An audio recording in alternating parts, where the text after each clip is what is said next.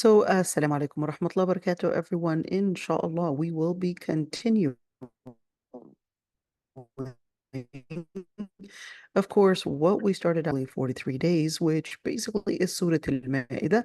And yesterday, we definitely, alhamdulillah, finished the 41st ayah. And today, inshallah, we're going to be continuing with سماعون للكذب أكالون للسحت فإن جاءوك فاحكم بينهم أو أعرض عنهم وإن تعرض عنهم فلن يضروك شيئا وإن حكمت فاحكم بينهم بالقسط إن الله يحب المقسطين. I'm just going to give let's say, the surface translation, and then we'll basically go from there. سمعنا الكذب. They would be constantly listening to lies. They would gulp up and eat up bribery. And if they would come to you, then rule between them or turn your back on them. And if you turn your back on them, and then know that they would not harm you in any way. And in حكمت فاحكم بينهم بالقسط. And if you rule, then rule amongst them with injustice. For the Lord Almighty loves justice.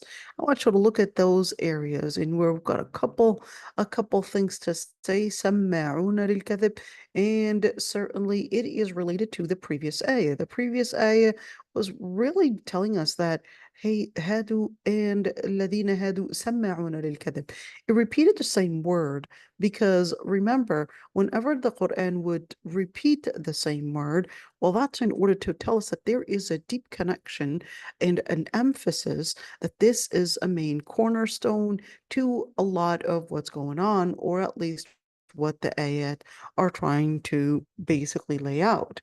So when you look at this ayah in where سماعون للكذب, along with repeating the same word سماعون للكذب, that the main reason why they actually fell in one, in where they said that they had believed in their mouths but didn't really believe in their hearts, and the reason for that was actually because they were constantly listening to lies. So therefore, what a person exposes themselves to and what they would expose their ears to, and this is important because you would assume that what a person exposes their eyes to has more impact on the person than what the person is exposing their ears to.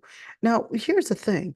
In the Quran, there's a lot of emphasis on the influence that our ears have on us and what goes on in our brain and what goes on in our heart. And where even when we're speaking about sleep, Allah subhanahu wa ta'ala talked about أهل الكهف, and he said ضربنا على آذانهم في الكهف سنين عددا. In where Allah subhanahu wa ta'ala said that he had struck on their ears, in where that was the beginning of their sleep. In other words, it was really coming from the ears, and then of course later put them into sleep for 309 years. Now here's one thing, in where when we look at, yes, that's how they were put to sleep, the first thing that Allah subhanahu wa ta'ala would focus on is really our ability to hear, the hearing, and the amount of effort, or the amount, sorry, not effort, but the amount of impact, not effort, but the amount of impact hearing and what you listen to has an effect on, one, your heart, two, of course, your mind, and three, that's going to be basically bringing about the complete changes within behavior. So how do we listen to lies? How does that even happen, that we can listen to a lie? Well, it's basically, when you listen to something, it's what you're surrounding yourself with. So what you surround yourself with is basically going to be what you're listening to. And what you're listening to is going to be what's affecting your brain. And later on, of course, that will start affecting what's happening and what's actually in your heart. So Allah subhanahu wa ta'ala repeated that again in order to basically tell us, well, you have to be careful and you have to scrutinize what you're surrounding yourself with in terms of listening, in terms of what you're hearing, in terms of what is talked about within your surrounding. Because without you realizing what is talked about and what your mind is listening to, if it's truth, it's going to radiate in light.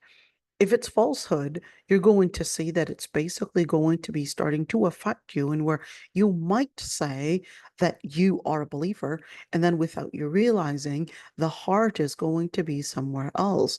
You're going to realize, and perhaps not even realize, that the person's focus. So when you look at al-qalb, where's al-qalb, and what does the qalb have in terms of course, what does it contain? When we say qalb, we're not necessarily talking about the gland here, although yes, this would be generally al-qalb, but al-qalb is more in the chest area. So when you're speaking about the chest area in the Quran, it considers that even al-qalb actually has some cells and some areas of thinking, the areas of thinking and areas, and even has the power to even influence your behavior. In other words, in fact, considered it as the main compartment. Now, this is really important when we're talking about the heart being the main compartment that Islam focuses on and not the brain. Now, this is really interesting. Consider that the brain is to regulate certain behaviors, certain thoughts, but it's not necessarily the main compartment of thinking. This one's really strange, because we know whether it's doing MRI scans and all of that, we know already that, hey, if one area is affected in the brain, then the person, this area is responsible for remembering words, that area is responsible for remembering and storing the data that happened to you in the past, and this area is responsible for sending messages to the body. We already know that, okay? Any neurologist would tell you, well, we already know this far. But Allah subhanahu wa ta'ala is telling us, well, your heart actually contains part of that area in where what happens to you, and even what you store in your brain, part of it is even stored within your heart. And at the end, it's actually affecting your behavior. It's affecting who you are. And of course, what we care about in this situation is that it's actually affecting your identity.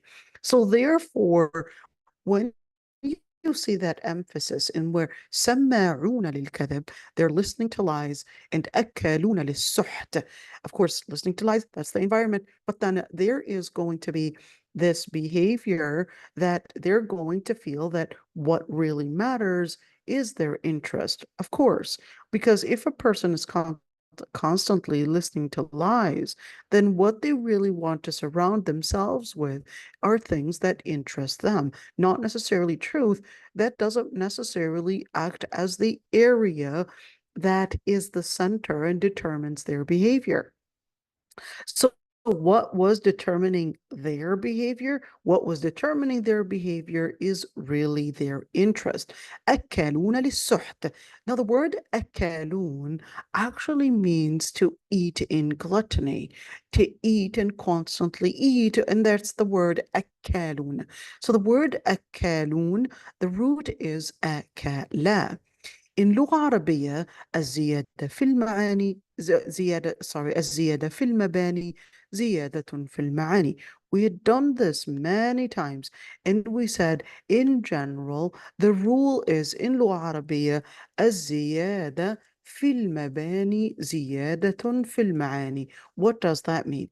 So if we look at the word أكل and what was added onto the word أكل, let's actually take that, all right? And what we're going to do, here we go. We're going to highlight just the word akala. Here's a, here's ka, and here's la. Let's see what's added. What is added is the shadda. What is added is this a right there, and these two un. So these are all additions added to the word akala. Now, the word akala, being the root, actually means to eat. But this isn't necessarily meaning to literally eat, meaning to put it in your mouth. But this is a metaphor to mean that they would be eating up, gulping up in where it is a simile. That it would be like as if the person is containing everything and then you won't even see it on them. You won't see it on them, but you would see perhaps the size changing when they would be eating something. But this is basically to give us a metaphor in where they would be gulping up. What is that? Well, that's a suht. What is a suht? Bribery. When we're looking at suht or any haram money, they would take it and they would be just after their interest in where principle, it's really important. How is taking bribery related in any way to سماعون للكذب? So when you look at أكلون للسحت, it's actually supposed to be a behavior that's related to wanting to get more money, wanting to bring in this type of interest and where they're just after money, but it's really after the main interest, which is money. But how did the ayah move from سماعون للكذب to actually speaking about أكالون للسحت? So when you look at سماعون للكذب, it's basically to emphasize that what they were running after, like we said, was really their interest. So therefore, the interest itself started becoming their guide and their principle. They were never concerned about justice. They were never, and that's why Allah subhanahu wa ta'ala right there is emphasizing فَاحْكُمْ بَيْنَهُمْ بِالْقِسْطِ. So when you rule amongst them, rule in justice. So the ayah was basically emphasizing that if a person's center was basically their interest, then absolutely you're going to find them creating different narratives. The people that they're going to surround themselves with, they're going to be just living in nothing but myth in their mind. It's going to be nothing but a fake life. Here we go. So when you look at سماعون للكذب, it's living in fake mirage, in living a fake life. They won't necessarily literally lie. Were you there? No, I wasn't making up a lie. Because we know that humanity cannot survive. The relationships do not survive. Hey, even if you were to look at thieves, you are to talk about the worst of the people, they all consider it is part of humanity, it is part of our nature that we recognize that lying is an evil thing.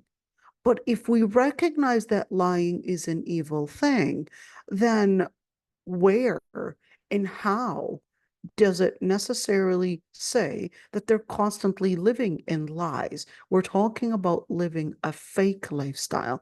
Fake lifestyle basically means that they're constantly living in their own mindset, in where they're living in a lie, which is that this life is what they're after, and they're pretending to really care about one another when in reality they're just wanting to seize any moment seize any moment to run after their interests, even if it is at the expense of their friendship, even if it's at the expense of any relationship, because they were nothing but fake figures.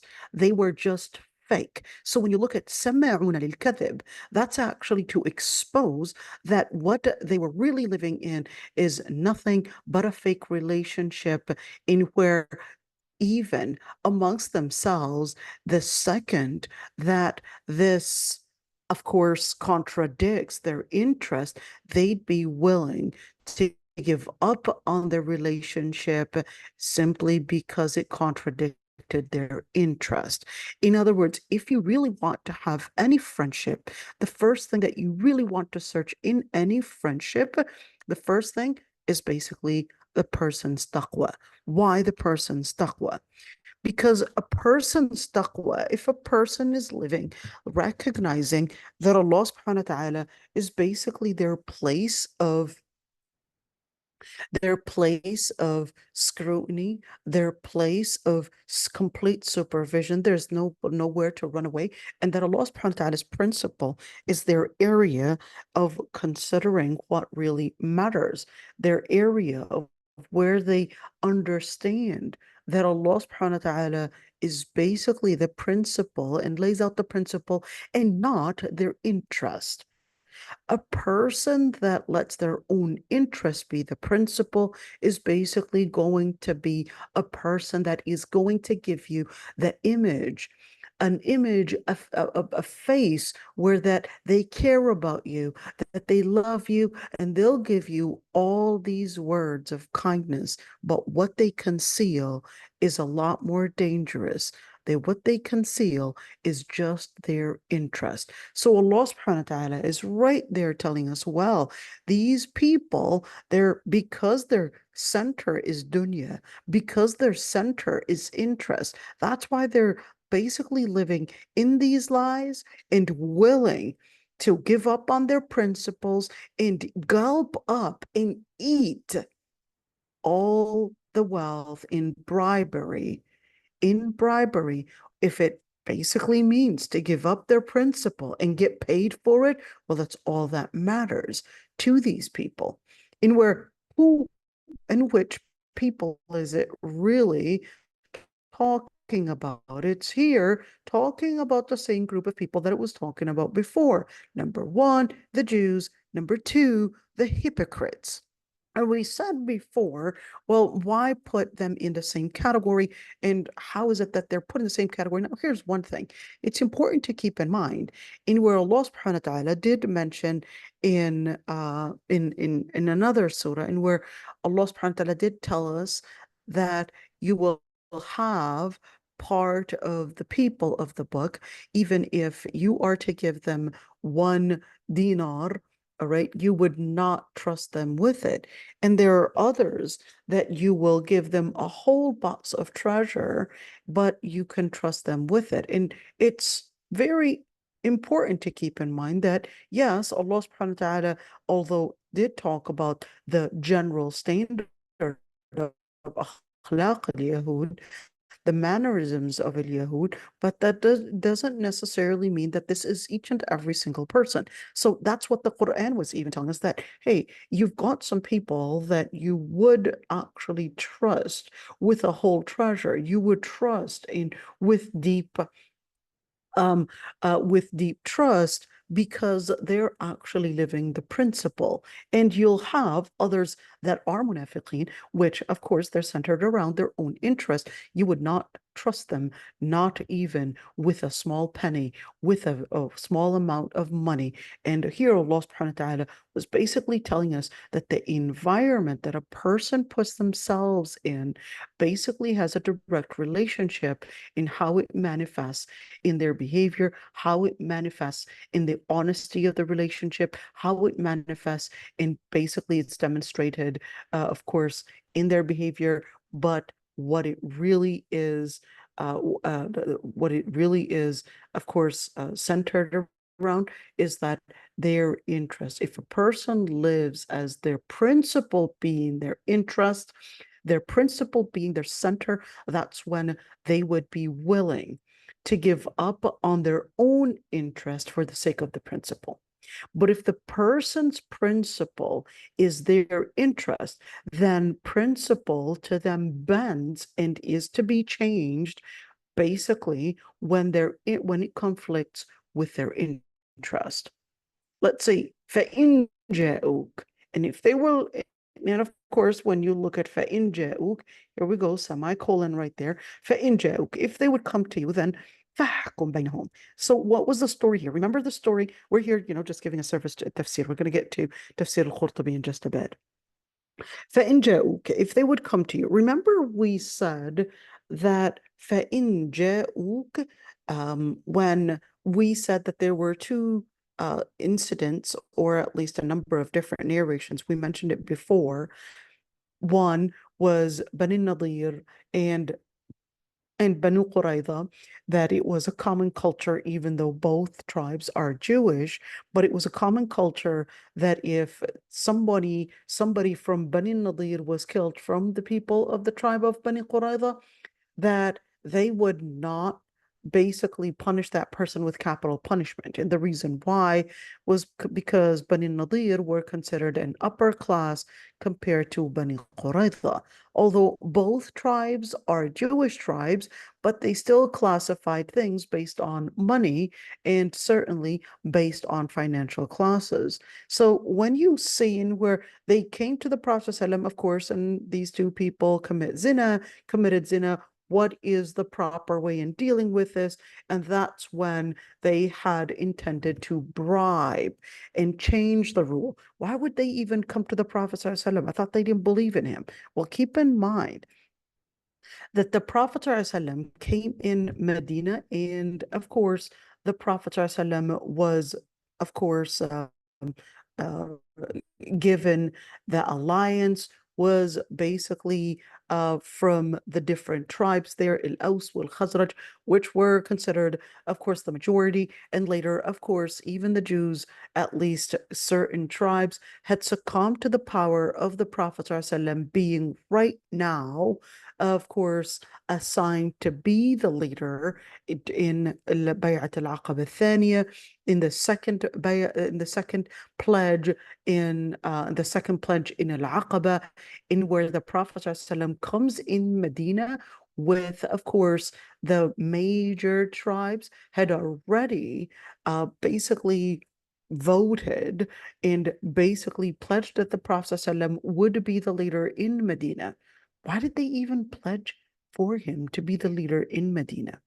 So Medina had, unlike Mecca, okay, Mecca was more peaceful than Medina.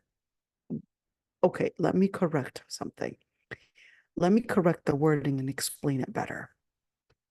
The people in Mecca were not living in constant wars. Why? Because they recognized that to live in war, and especially that they don't have the resources and the means for survival, that was actually going to put them at the bridge of extinction. So in order to preserve themselves, they would work on maintaining security and peace as much as they can. Why? Because the people in Mecca, their terrain was not something that they could depend on in order for survival, or in order to survive. So they really depended on all the merchant businesses, all the Hajjaj, all those that were coming into pilgrimage. So coming into pilgrimage to Mecca, let's call it religious tourism, was actually key for their survival. Because if religious tourism didn't happen, they would basically lose a key thing that is considered a main income for Mecca. So this religious tourism was something they depended on, but in order to keep religious tourism coming in, they needed to make sure that the area and that the people were secure. In other words, it was safe. So that's why they avoided any type of warfare within the Arabian Peninsula, because they understood that this warfare, you might actually win on the battlefield, but certainly you lost an income that was going to be coming in and keeping you alive. And therefore, of course, their land was not fertile, so they had to get through رحلة الشتاء والصيف. They had to get through all those caravans that were going to Yemen, getting the fruits and vegetables, some of it there, and also going to the Levant, Bilad al-Sham, in order to get other fruits and vegetables during the summer or during the winter. That's the only way of survival. The people in Medina, the story was completely different. In Medina, people were living in constant warfare. The constant warfare was so bad to the point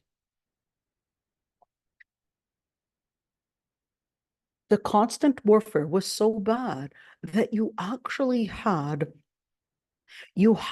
had almost every single home. In fact, every single home was actually living in constant, I guess, trauma of losing a father, losing a son, losing a brother, etc. It was constantly there where they would attack one another.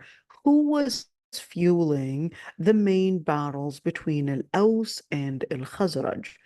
So Al-Aws and Al-Khazraj were considered the two Arabic tribes that were living in Medina. But these two tribes, to constantly keep them at warfare, was actually for the interest of the Jews. Why? So the Jews were considered the upper class and, let's say, the capitalist class.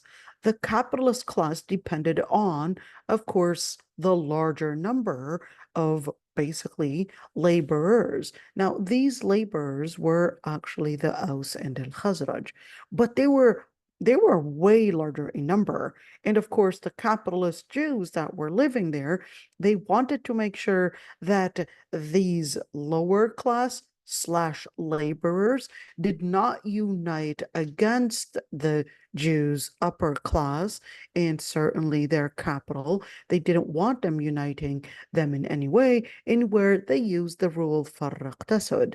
They used the rule in where if you divide the people, then you'll be able to basically rule the people. If you don't divide the people, then they'll basically unite against you. So that was the key thing to why they needed to maintain the Aus and Al Khazraj in constant battle, in constant warfare, and certainly in constant bloodsheds. Now, the all the attempts to bring about peace within Medina failed.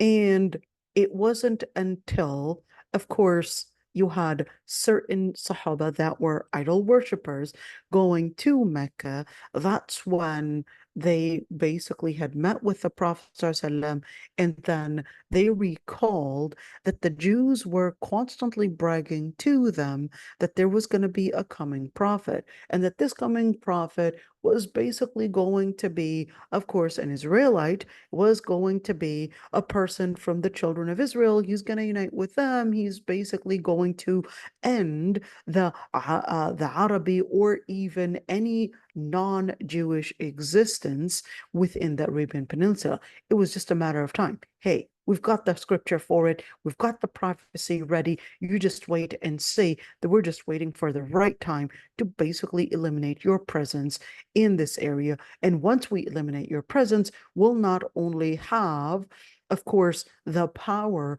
but we'll also abuse you to be our slaves, because that's what, of course, according to the Jewish scriptures, there would be considered as goyim, and the goyim were basically the animals for the children of Israel. They were to be subjugated for them.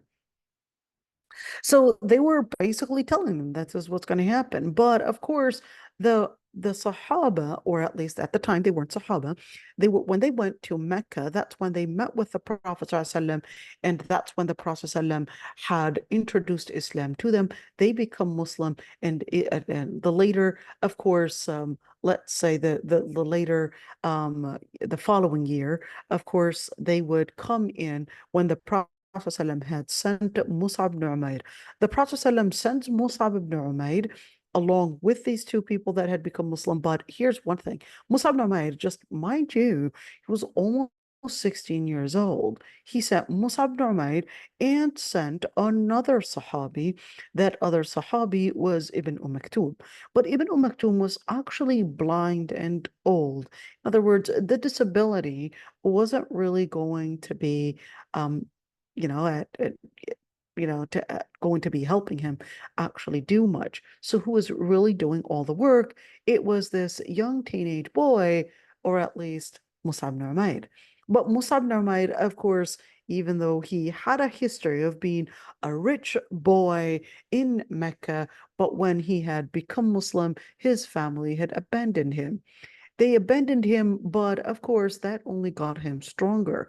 Mus'ab ibn Umair goes to Medina, of course, by the order of the Prophet ﷺ, but he was supposed to be doing his da'wah there. I want you to keep that in mind.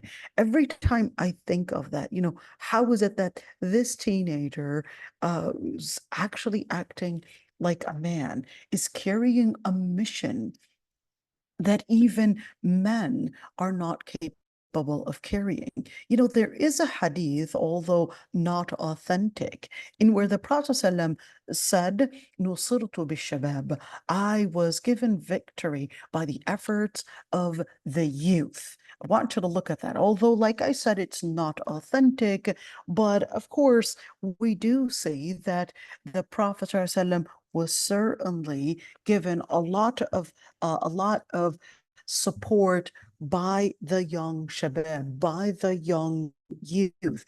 Most of the Sahaba were actually just teenagers, literally teenagers, and they were the ones that were really making a difference. So when you look at, for example, Mus'ab ibn Umair, almost 16 years old, you look at Zubayr ibn al-Awwam, almost 13 years old, you look at Ammar ibn Yasir, almost 16, you look at, of course, the other Sahaba as well. I can name so many Sahaba in where they were just literally just teenagers right there.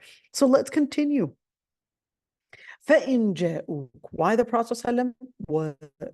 Why were they coming to the Prophet ﷺ? Well, because, of course, in the second pledge, they had already the chieftains of Al-Aus and Al-Khazraj, they had already pledged to the Prophet ﷺ to basically be, the king, or to be the leader, or basically be the person that they would basically take as the main chieftain, as the main ruler in Medina, in order to bring about peace to the country. So when you had the chieftains pledge to the Prophet ﷺ, so then therefore that would include all the other people that were there. Well, the Jews had no choice but to accept that the Prophet ﷺ is basically the new leader in Medina.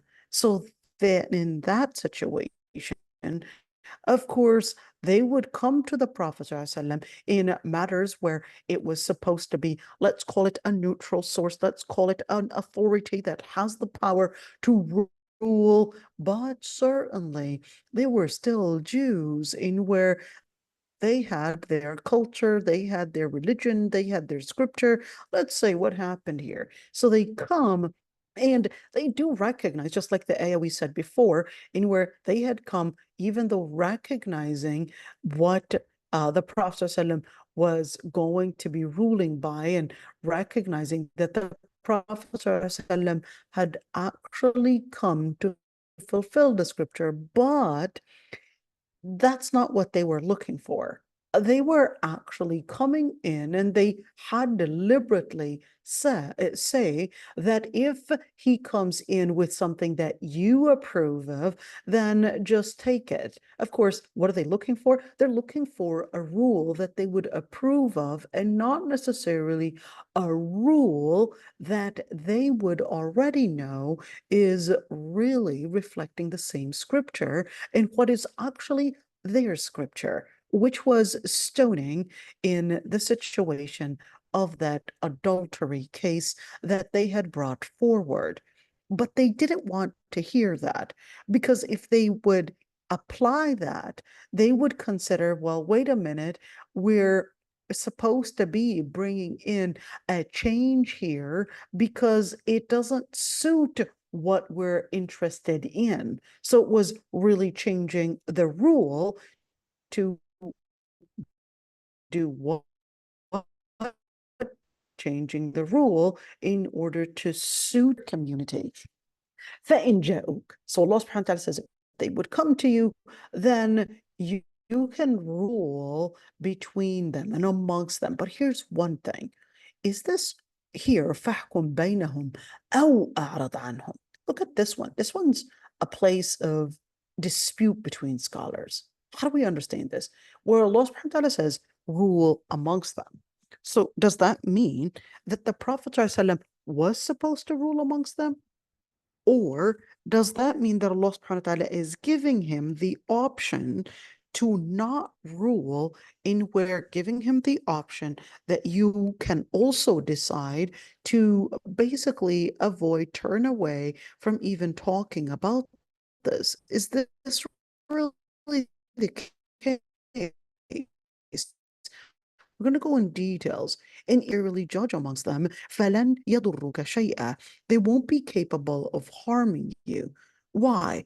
Because you would assume that if someone were to come forward and ask you to judge, or ask you, of course, to engage in a certain matter, but then you would refuse, you would assume that some people, the norm,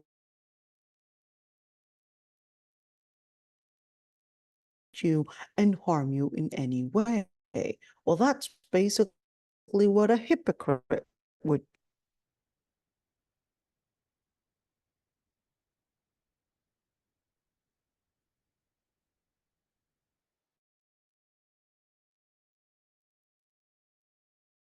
So, okay. So I restored the connection. Tell me if it's better. I know It that the sounds good. connection. Okay, good. All right. أو أعرض عنهم, or turn away. وإن تعرض عنهم. And Allah subhanahu wa ta'ala was telling him that even if you are to turn away, then they will not harm you. In other words, it won't be something that you need to worry about. In other words, live the principle and don't worry about the implications of how others might react when you are to live the principle. Now, this is important because it can happen that we worry, if I were to live the principle, that I might offend people. People might actually not only get offended, but they might actually harm me. And that might bring about, perhaps, maybe I'd get laid off. Maybe I'd probably not only lose my job, but of course, then it's probably going to be not being able to pay my loans, or me not being able to do so many different things without me realizing, just because I wanted to live the principle. Now, here's one thing. Definitely, it is something that is scary for many, but Allah subhanahu wa ta'ala, was that necessarily telling the Prophet ﷺ they won't harm you? Or is this including and letting every person know that if you decide to live the principle, then don't worry, they won't harm you? Is it possible that this is only and specifically for the Prophet ﷺ? Or is it including us as well? Is it including you and I, that if we live the principle, then for sure they're not going to harm us? How do we understand it? We're going to talk about it, inshallah. And of course, we're going to get to the tafsir. In hakamta bain, in hakamt, of course, basically here, a hidden word is bainahum. And if you were to rule, if you were to rule on them, if you were to judge in between them, فَاحْكُمْ بَيْنَهُمْ بِالْقِسْطِ. Then what you need to rule by is basically al-qist. Well, what is al-qist? Al-qist is justice. Well, a Muslim, and certainly the Prophet, was always ordered to rule by justice, whether he's ruling amongst Muslims or whether he's ruling amongst non-Muslims. At the end, justice is basically what Allah subhanahu wa ta'ala had regarded as a holy principle. As a holy principle, and therefore it should never change. It can never change and consider, oh, what, I've got an interest right there. Justice is basically the key to bringing about stability and peace everywhere. So even if it's not necessarily within the Muslim community, even if we're talking about, let's say, people that are living with us, people that are not Muslim, people that it eventually, and whatever happens within that community, you cannot say that it is irrelevant and it's not related to me, without you realizing what happens all the way in China, what happens in Russia, what happens in all those other non-Muslim countries, whatever happens there, it still will affect you without you realizing. So Allah subhanahu wa ta'ala said, فَاحْكُمْ بَيْنَهُمْ بِالْقِسْطِ. You have to rule, and whenever you rule, it must always be in justice. And that's really similar when Allah subhanahu wa ta'ala said that ولا يجرمنكم شنآن قوم على ألا تعدلوا اعدلوا هو أقرب للتقوى. Don't let the animosity or the tension that you have between, of course, with you and other people be a barrier between you and, of course, principle or justice. اعدلوا هو أقرب للتقوى. Not because you hate somebody, or not because you probably just don't like an attitude that they might have. It doesn't mean that you would rule in favor of the other person, or even in favor of yourself. At the end, That justice. kind of reminds me about the hadith about, or when the Prophet ﷺ, when he had to deal with that neighbor that would throw garbage on his doorstep, you know? So although that particular hadith, although not authentic, although mentioned in the books of Oh, Sirah, wow. yeah, Okay. I know, but it was actually mentioned in the books of Sirah. It's important to mention that that the stories, and a lot of the stories that were mentioned about the Prophet ﷺ, or of course about the Sahaba, etc., a lot of times they might not necessarily have the same scrutiny as other ahadith. So the ahadith that had, let's say, the best scrutiny were the ahadith that were relating to legislature. And in terms of the stories about the Prophet ﷺ, a lot of them, are not necessarily, I'm talking about stories like someone would throw garbage and then he would go and so forth. So the hadith was mentioned in the books of Sirah and not in the books of hadith. So just to let you know, but it could be something that was authentic, but what we just don't have the records in terms of the same type of records that we would have for hadith, meaning a chain of narration, and then going through the chain of narration in where we would know whether this is authentic or not. And of course, by scrutinizing the narrators, or by scrutinizing the words themselves, the record of the story, the matan, etc., and what really happened.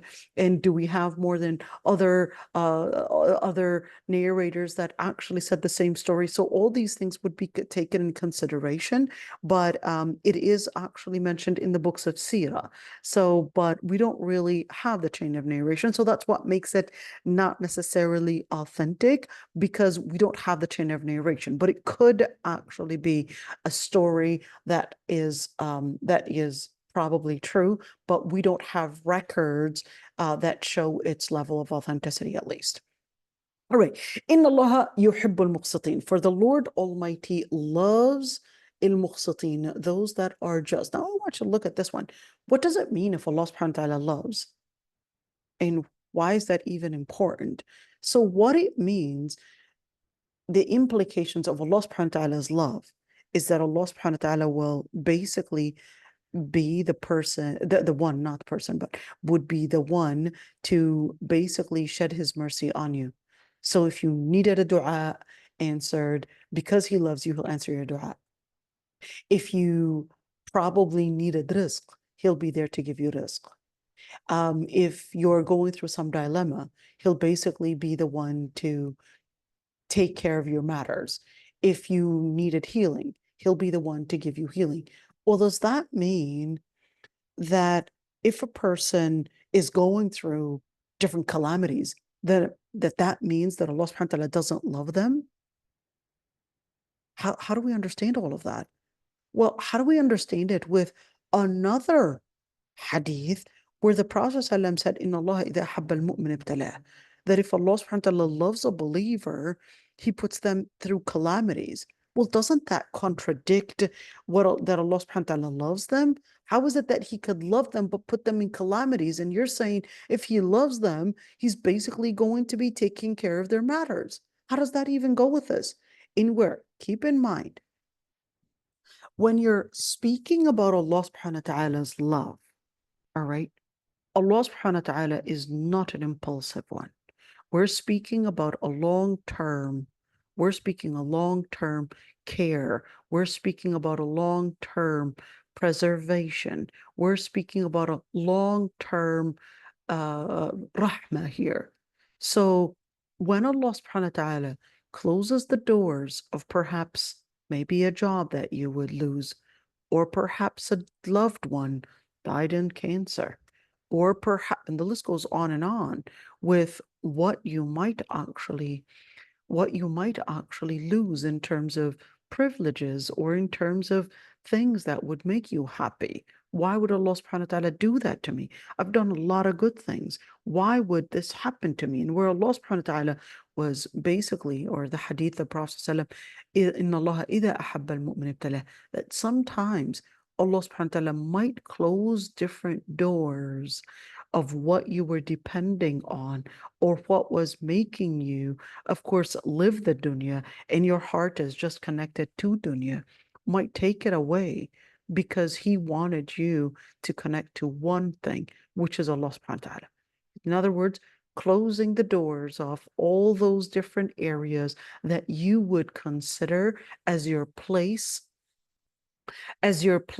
of focus, in your place of happiness, in where Allah subhanahu wa ta'ala will close those doors in order for you to get to the ultimate eternal happiness, which is Jannah. The ultimate and eternal happiness, which is Jannah. Because the happiness in whatever that lets you feel that, yes, that satisfaction in this dunya is temporary.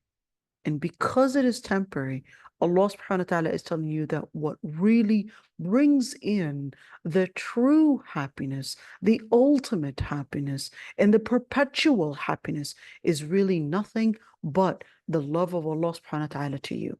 So to get this love, you would have to live in justice. To get this care, you would have to live in justice. To get this preservation of guidance, especially, you would have to live in justice. But of course, let's move on right there in terms of mufassirin, and let's see what the different scholars of tafsir had actually said in regards, of course, to these ayat, and not necessarily our own fast interpretation, because we need to go really deep. Let's see right there. This is al-Qurtubi right there. Remember our friend al-Qurtubi. Let's say, so al-Qurtubi said, well, there are two different matters in relationship to this ayah. Not more, but two. Al-Qurtubi says, now keep in mind that Al-Qurtubi always says, well, there are two matters, there are 3, 4, 10, etc. Let's see. He said there are two matters here. Number one is that the word سَمَّاعُونَ لِلْكَذِبِ, that they are constantly listening to lies. I forgot to actually mention and go in details in where we're speaking about right there in where سَمَّاعُونَ لِلْكَذِبِ, in where the word is sami'a. That's the root, sami'a. And certainly, let's actually delete some of the things right there in order for us to actually see what we're looking at. Let's do it right there. So what do we got? Where here's the sin, here's the meme, and here's the ayn. Okay, now what does that mean and what does that actually look like? Let's say, now remember when we did the previous word and we said akalun, sama'un, akalun and sama'un, right? And how are they different? And this actually means we're doing exactly the same thing. Let's see how that goes.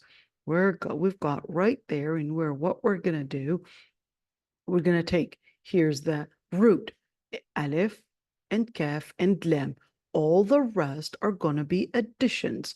Let's say, oops, our friend is actually, oh no, where'd it go? It disappeared. Oh no, it disappeared. Let's do it again. You know what? I'm going to use a different one. This one just disappears. We're going to use this one. Okay, here we go. Oh, there it is. we say. All right, here we go. So akalun and samaun. What is the actual word? Oh, now it's gone.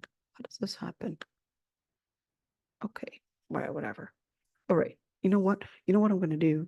I'm going to actually use the word because it's going to actually do me a better job. Okay, here we go. We're going to use the word instead of that one because we're just here, of course, trying to help us see how we look at the verb. And remember, الزيادة, we're going to write it down. الزيادة في المباني زيادة في المعاني. Okay, so what does that even mean? So any increase in the actual words, in the actual root, is actually an increase in the meaning. So if I am to say akala, now akala means to eat, but if I were to add on to that, akalun, if I am to add, let's make that way bigger so we could see it. If I am to add right there in where, what are we adding? We added the shadda. Let's add the shadda right there. And what is the basis of that? Let's look at it in where, what do we got? We've got number one in where the alif, the a, and the ka. Maybe we could make it smaller. Sorry about that. And let's make it smaller. And where, I'm going to remove that. Okay, here we go. And we've got the kaf right there. And we've got the lam. Those are the only ones that are considered as what? Those are the only ones that are considered as the main part of the verb. Those are the only ones that are considered as the main part in the verb. And therefore, when you look at the addition, any addition onto that would actually be giving me a new meaning to it. So let's see right there. And what akala. What is the addition? You got a couple additions here. Number one is that the addition, the shadda. This is the first addition. The second addition is the a. The third addition is basically this combo, and this combo is the un. Okay. How does that actually give me a new meaning? So let's say the first one in where the meaning of the shadda. We said before that the meaning of the shadda is number one, it basically can mean in where there's a repetition. Number two, so here we go, let me write that down. Oh boy, oh my God. Oh, Is the next one a gradual process? There you go. The second one is a gradual process. And the third one is consistency in something. Okay. So you got, or even an exaggeration. Okay. So you're looking at those, an exaggeration to something. So when you look at akalun, in where they're repeatedly engaging in this eating, but of course, you know, we're going to talk about that in just a bit. Is it really eating? We said it was a metaphor. Okay. Now, the other part is that a right there. This a right there that is coming into the verb basically means there's a bilateral mutual thing that was happening in where there's a community, there's an engagement, there's involvement. It's more than one person. It's not one person, but they're actually agreeing in a certain, to do a certain and practice a certain behavior. The un right there is basically speaking in plural. Okay, so that's to see it right there. Now, the same thing, if we're talking about the word sama'un, let's look at the word sama'un in order for us to actually do the same exact rule on it. All right, we're going to do sama'un. Same thing. The root is sami'a, and of course, we've got sama'un. And with sama'un, let's look at that right there, and where you've got right there in where sama, here we go. The root is sa, here we go. The me, the seen, the meme, and the ain. All the others are additions. Same thing. Here we go. The addition, let's compare it with the one that we did before. Here's the addition. That shadda, that and that un right there. Same thing. You see, look at it. In Lugha Arabiya, it's all really in al-wazn. It's all really in we're putting it in this harmony and where that's to help you whatever addition and whatever was added in order to give you the meaning. So samma'un, they were constantly, let's see, here it is. It was probably something gradual, but well, we see it right there in where it was consistency in constantly listening to lies and constantly listening to fakeness. Basically, it was a fake relationship. And the they were constantly listening, and there was a bilateral mutual thing. They were consenting and they were not consenting, but at the end, it was basically a practice that everyone was doing. That was their lifestyle. It was based on fakeness. سماعون للكذب. They were constantly listening to lies. It was constantly listening to all this fakeness. They lived it. It was a cultural thing. They basically had made it be the basis of their culture. And of course, this fakeness would basically result in akaluna lis-suht, that they would basically take in, whether it's bribery or whatever, it doesn't even belong to them. Hey, to them, if it brings in, of course, more money and suits their interest, they're willing to give up on, of course, the principle. Let's see. So here, أكالون للسحت.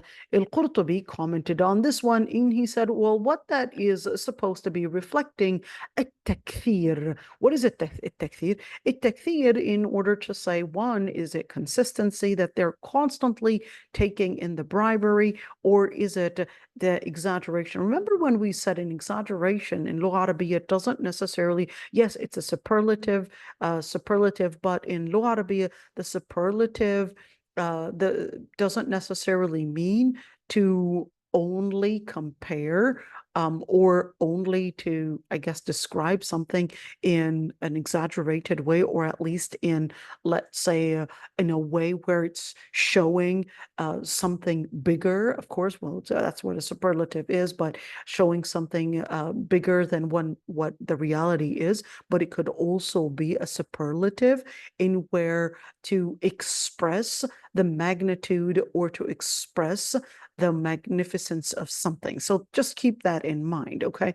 So أكلون للسحت, in where they would eat and constantly eat bribery. And the suht, well, here's one thing. Is suht, where does it come from? Okay, let's say, because we know that in the Quran, there's the word فَيُسْحِتَكُمْ بِعَذَابٍ. How is it that is suht? You said it was bribery. How is that even bribery? So here's one thing. The word sahata is actually the root. The word sahata means to eliminate entirely.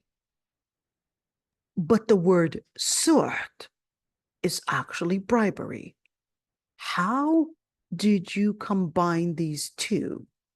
Okay, so Lugha Arabiya, whenever you see the words, there's a correlation between the verb, the root, and how it actually is conjugated and what it changes into. So when you look at bribery, that it eliminates what is intended of that wealth. So not only is it referring to bribery, but it's basically right there letting them know that this bribery is going to go farther than basically taking in the money, in where you would think that, yeah, I took the money, all right, end of the story, at least it basically feeds my interest. No, Allah subhanahu wa ta'ala called it suht, that it actually goes farther than just the money, I guess, changing in somebody else's property.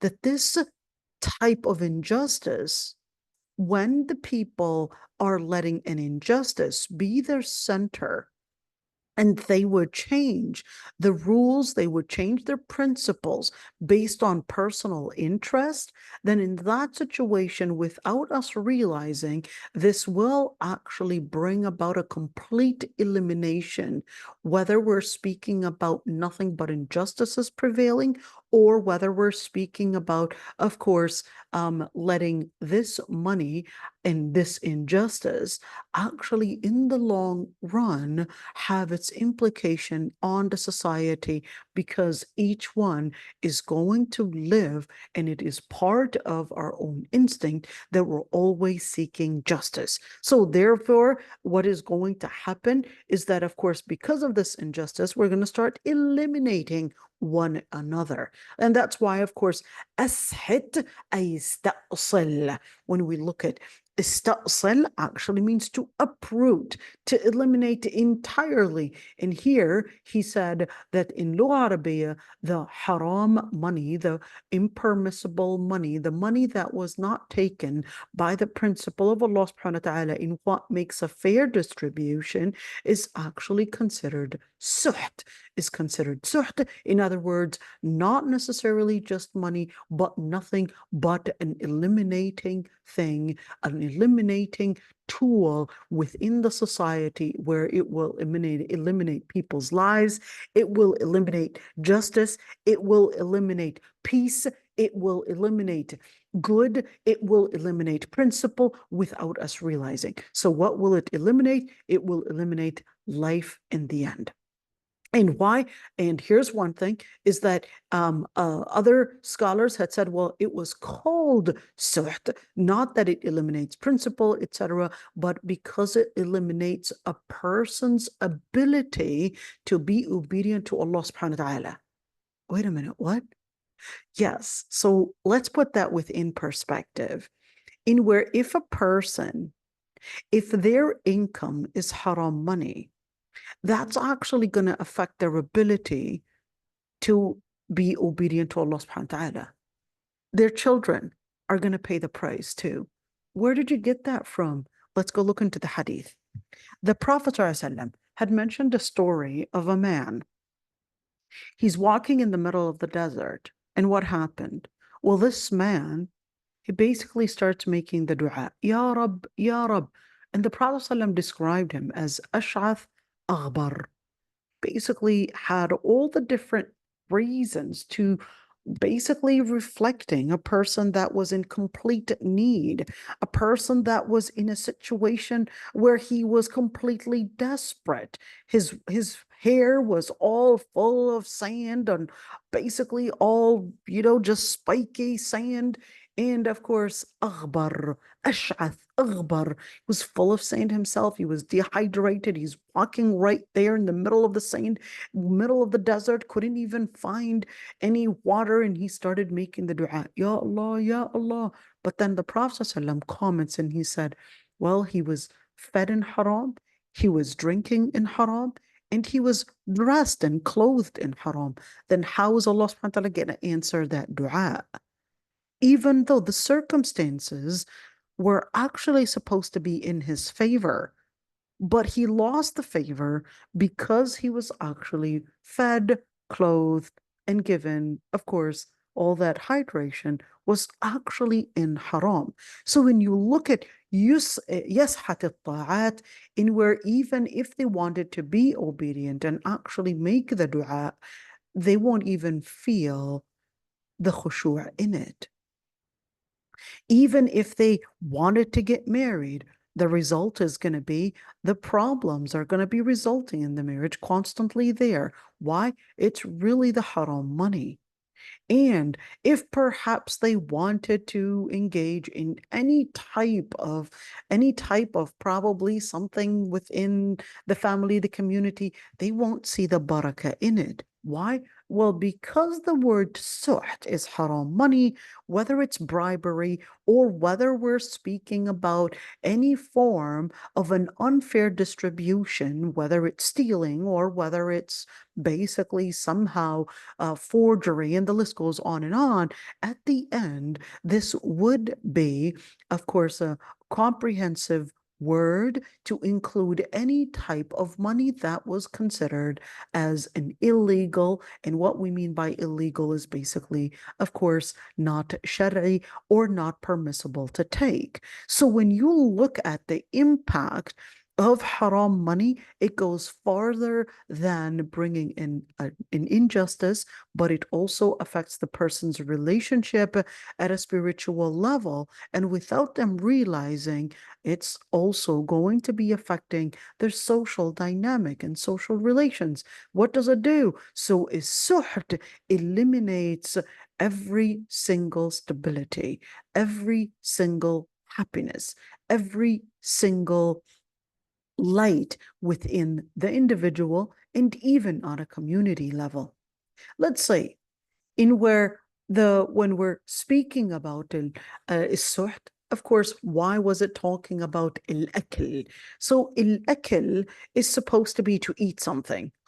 Why are we even talking about food right now? We're talking about food because the word akala. So why was it talking about even akla? Why even use that word? Because when you eat, you contain something. When you contain something, it doesn't necessarily appear on you. It becomes, there you go, you ate it, and I don't even know. There's no way to get it out unless we induce the vomit. But at the end, even if we are to induce the vomit, it basically is going to be probably too late. And even if you were to induce the vomit, certainly it got too crushed and right there went into digestion, and now it's gone. All right. And you can't even get it. And that's the same thing when you're talking about money that is haram. It probably that the person, whether consumed it in eating or whether consumed it in their own interest, and now you can't even tell which is his money and which is your money. And now it's all right there mixed with all the rest of the property. Now you can't even tell the difference. So what happened? Well, they gulped it all up. They ate it all up. Now you can't even tell the difference. It became basically right there, completely digested within his property, within his wealth. So that's why when you're looking at السحت and eating that haram money, what it basically does, it eliminates justice, it eliminates fair distribution. And certainly look at this one, in where they said قيل, and it was said. In other words, you could see that some scholars had actually said that the reason why it is called suht to mean an eliminator, it is because it takes away the human's principle. It takes away, it eliminates any form of chivalry. It eliminates any form of honor that the person might have. If a person is to take this kind of wealth that doesn't belong to them, it would eliminate their own honor. They eliminate humanity as well. And let's see, and here al-Qurtubi comments and he says, well, the first one was actually more preponderant, because when a person loses their deen, what they really lose is their honor. And there's no honor if a person loses their deen. What does that mean? How do we understand honor? And what does honor mean? Honor is a comprehensive word. There's a difference between honor to mean muru'a and between hayba. Hayba is actually a combination of honor and fear.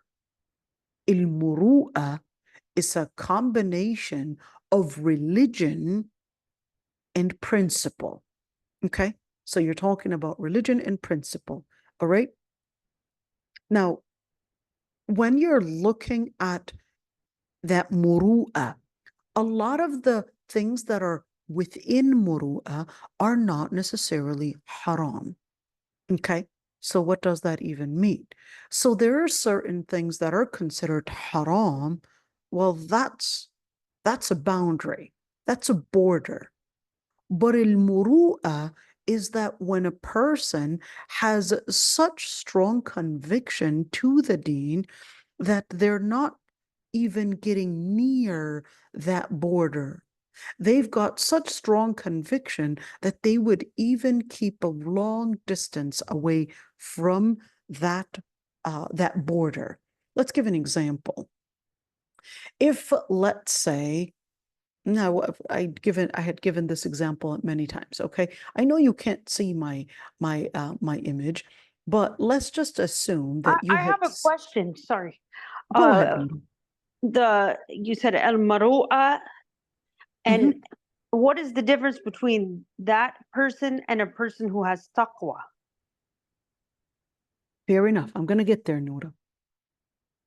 So al-muru'a, like I said, it's putting a certain conviction in consideration.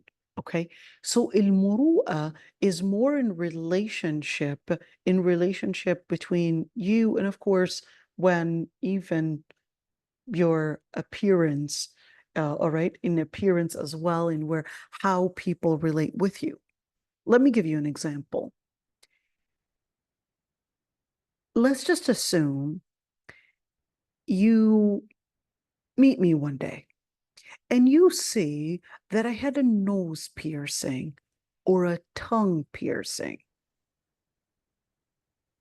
You might say, well, is it haram? You might question whether it's haram or not. But deep on the inside, you know that that doesn't suit a Muslim, let alone a person that teaches the deen.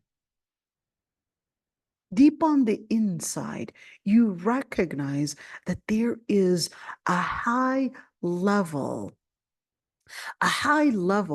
of practicing the principle in where il-muru'a, yes, it doesn't necessarily mean that a person might say, well, there's no hadith that says that piercing your nose is haram, and there's no evidence that piercing your tongue is haram. Let's just assume, okay? All right, well, I've got responses on that, but anyhow, all right, but let's just assume, okay, in that there are some opinions that said, yes, if it's a cultural thing that you could actually do it. But deep on the inside, you know that I just can't swallow that. You'll just probably give me a smile like you can't see it, but deep in your mind, you recognize that there is something not right. There's a gut feeling that you recognize something is not right. It doesn't suit a person that teaches the deen, let alone a good Muslim. So when it comes to muru'ah, it's taking a step higher than the normal steps. It's going farther in your commitment. It's going farther in how you practice commitment, faith, in not necessarily taking it to that level. Il-muru'a is different from taqwa, in where taqwa is more of a personal relationship between you and Allah subhanahu wa ta'ala. Okay?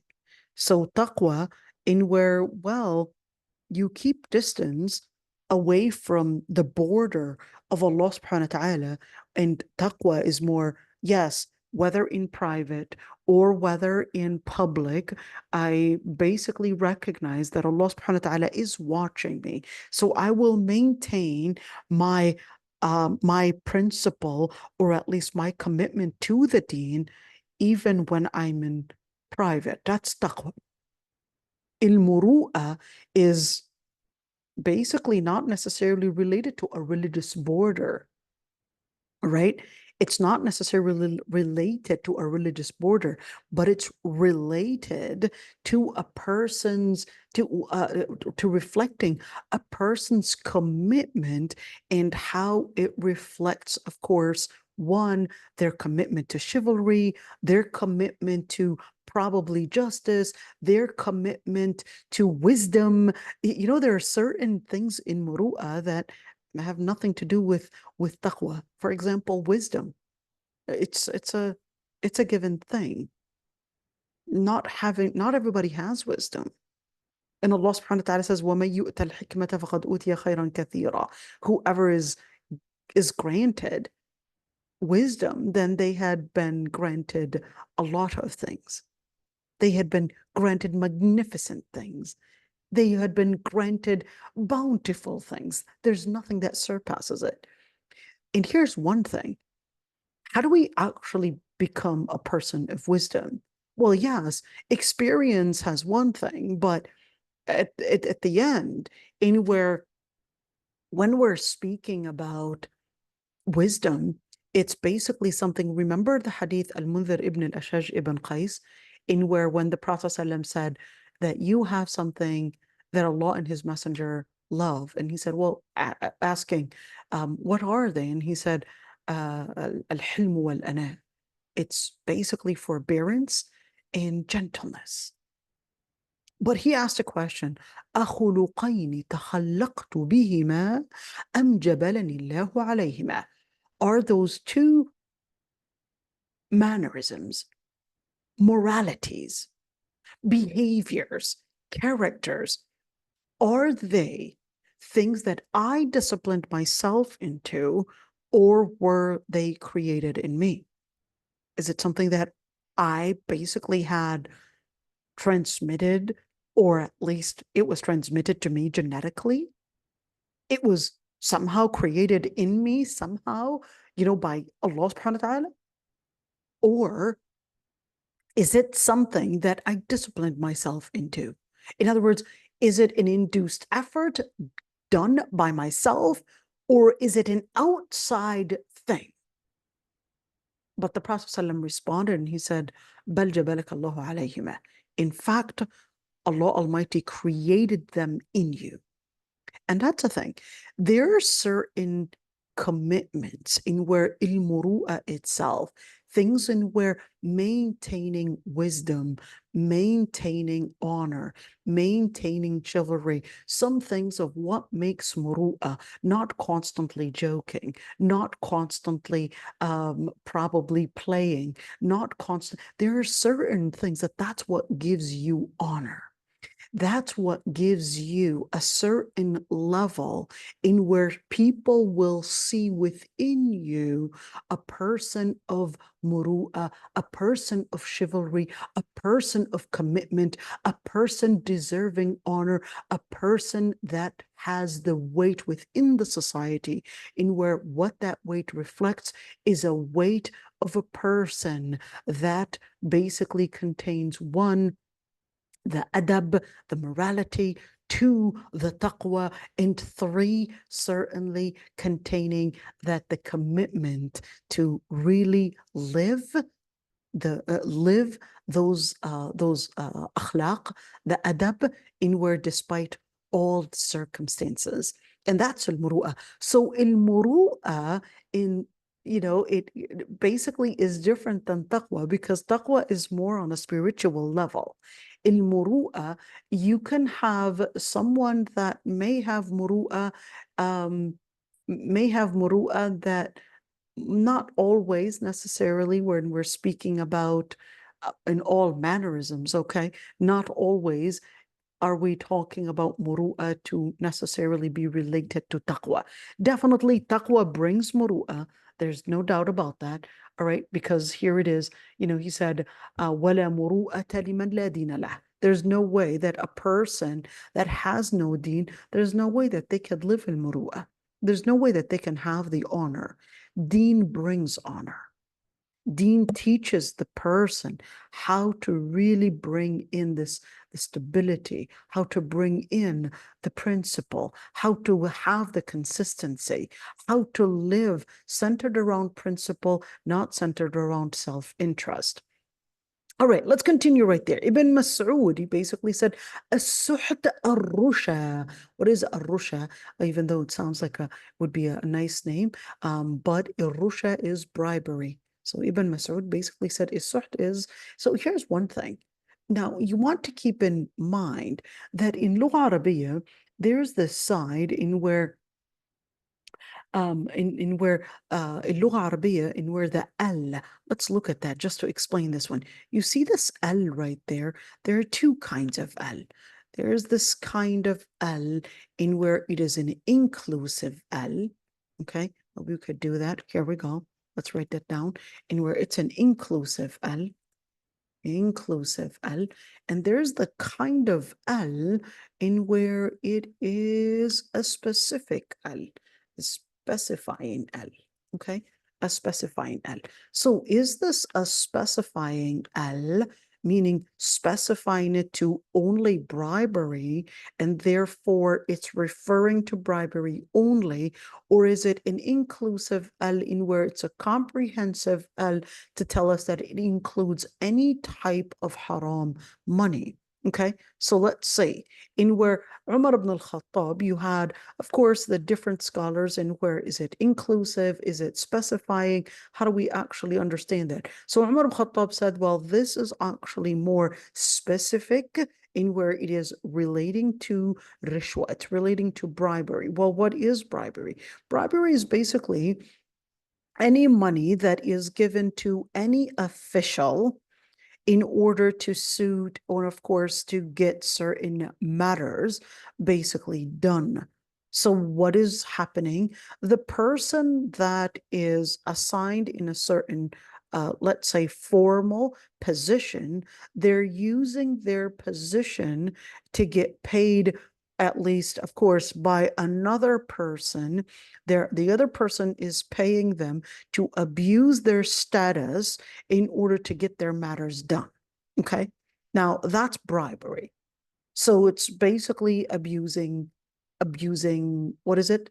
Abusing the status, abusing the position that they're in. For what? Well, in order to get matters done. So this isn't talking about a tuition. This isn't talking about a tuition that someone is already getting from the position that the services that they're doing. Okay.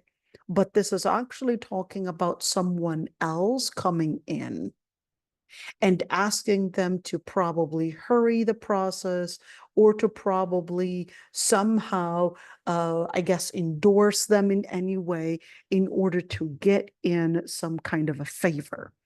All right, that's bribery. Let's see, the Prophet ﷺ said, كل لحم نبت بالسحت فالنار أولى به.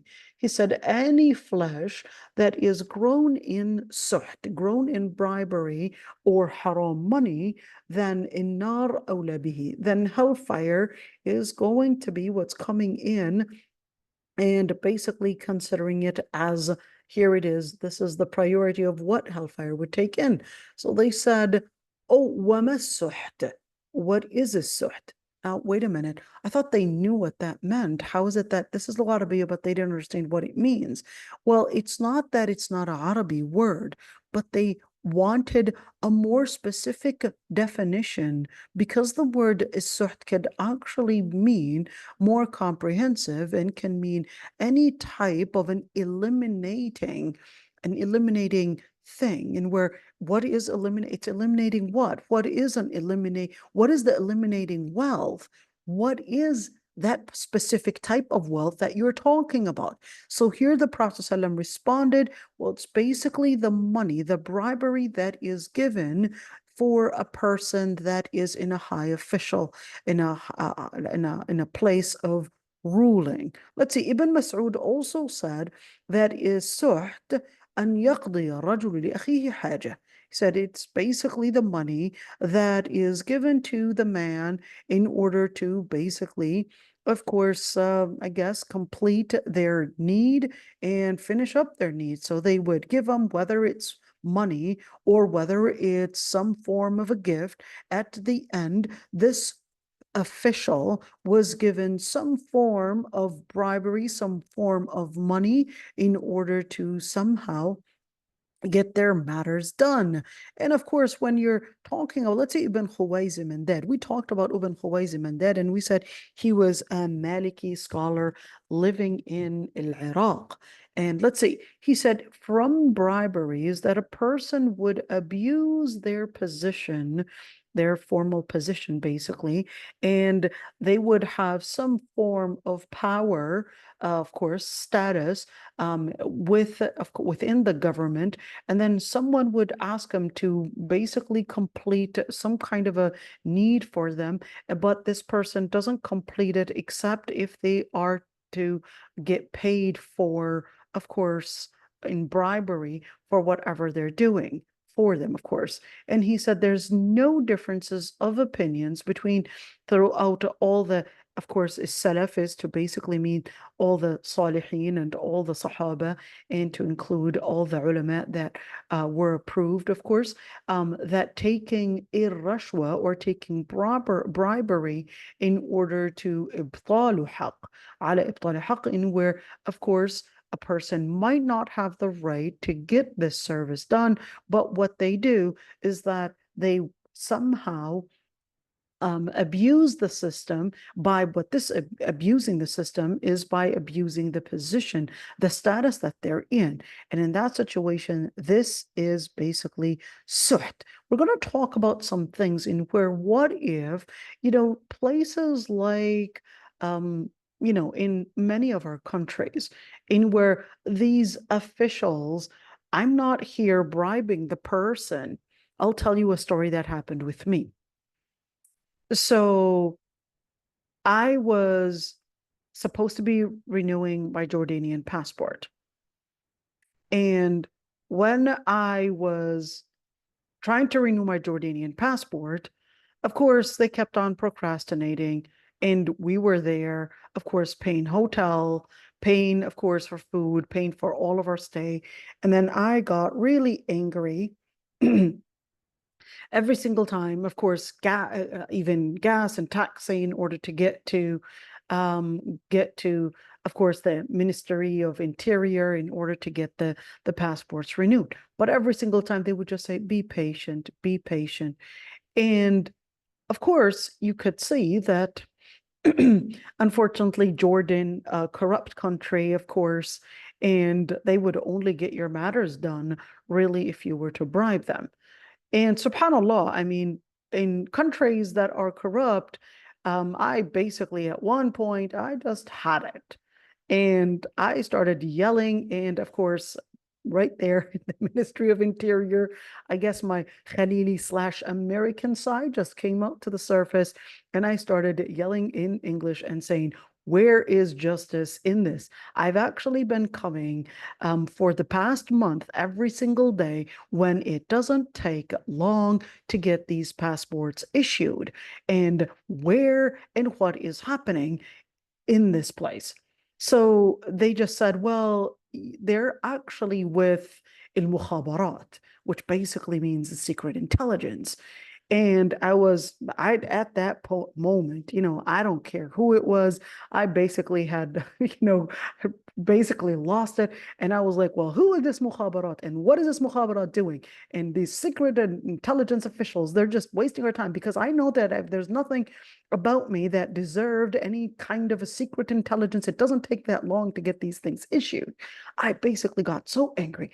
And then out comes this person who's, of course, hearing my words yelling and speaking about the mukhabarat, and right there in a place like Jordan, of a dictatorship, in where speaking against the king and speaking against the mukhabarat is definitely gonna get you in, let's just say, the darkest areas.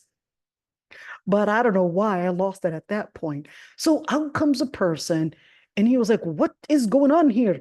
And I was like, what is going on? The question is, who are you to actually question me like that? And he was like, I'm mukhabarat. And I was like, well, you're the trouble here. You're the problem. You are what's keeping my papers and keeping me from actually getting my matters done. And he was like, what happened? And I was like, what happened is that you're just wasting your time sitting in your office, not doing the job, and I'm just waiting for your signature to get my passports issued. And when he saw me speaking in American English, he was like, what are you from? And I was like, well, I'm here coming to get my passports issued.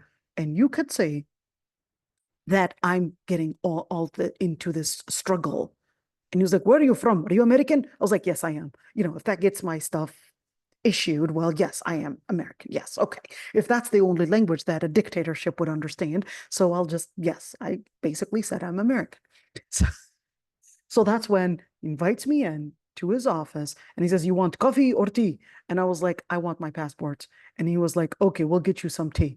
So my brother was there, gets a stay, gets our passports issued. And of course, this bribery wasn't necessarily, I didn't pay anything, but it was just because, of course, saw that, okay, there's an American accent right there.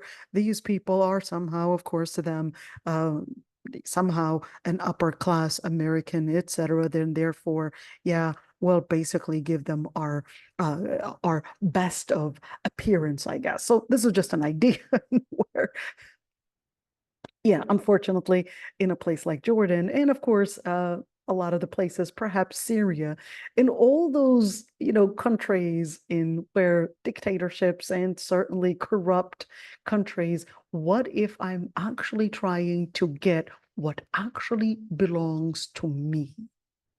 So I'm bribing, perhaps in a place like Syria, in where I'm bribing this government because they're asking to get my brother probably work in. You have to bribe everywhere there. You have to bribe everywhere.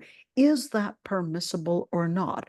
And here it is. They took my brother, for example, in order to basically served in the armed forces. But hey, I can bribe to basically get some high official say, yeah, dismissed. They don't have to serve in the armed forces and whatever it is. Can I actually bribe in that? Is that bribery haram, halal? We're going to talk about that, inshallah. And of course, when we're speaking, is it speaking just about bribery? Well, wait a minute. The other question is, when the ayah says, فَاحْكُمْ بَيْنَهُمْ أَوْ أَعْرِضْ عَنْهُمْ, are we supposed to rule, if we've got a Muslim government, are we supposed to be ruling on the Muslims only, or what about the non-Muslims? Are the non-Muslims also supposed to be ruled by our rule as well? Well, wait a minute. How far do we actually go? What if they're asking us to rule? And although we talked about that last time, we put in 4 different categories, but there's actually a lot more to say. So stay tuned in that regards to learn more. Is it a Muslim dictatorship? Is it a Muslim terror in where it's forcing the non-Muslims to also abide by Islam, which they don't even believe in? So there's really a lot to say. So who is actually defining justice? So stay tuned, inshallah. We'll talk about that, inshallah, tomorrow. And if there are any questions, I'd be happy to answer them. I had a question that I put in the chat about let's say there's some sisters and they applied for a loan for their school, and they're in that situation where they're in the situation of just like the man, right? So Right. how do they get out of that? So, I mean, to get out of it, if you're already trapped within the system of loan, at the end, you just have to do your best to pay it off before it starts doubling. And it's not like, there's anything else that you can go and perhaps ask that company to somehow give you an exception. I mean, right now, once you're stuck in it, you just have to basically work towards paying it off as soon as possible. That's the best that you could do, because you don't have that upper hand to get you out of that system by somehow, yeah, I'm just going to turn my back and I'm just going to tell them I'm not going to pay it because it's against my religion. They don't care what your religion says. You put yourself in that system. That's why Islam tells you from the beginning, don't put yourself within that system, because it's a system that can eliminate your freedom, that can eliminate you without you realizing. It's suht. So Islam tells you from the start, don't even put yourself within that system. But once you're in it, how are you going to get out of it? You really have no option but to pay it.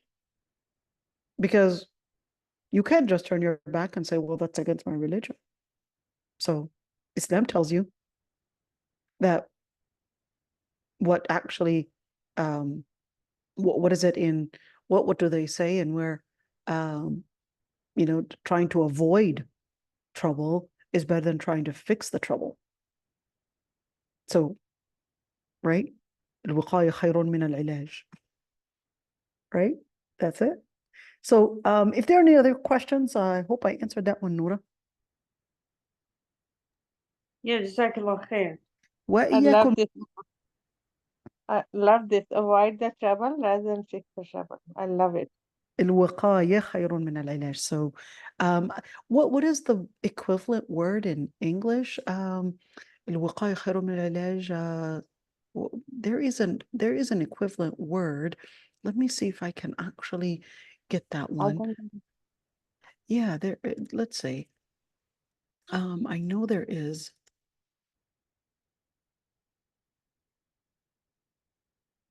I know there is.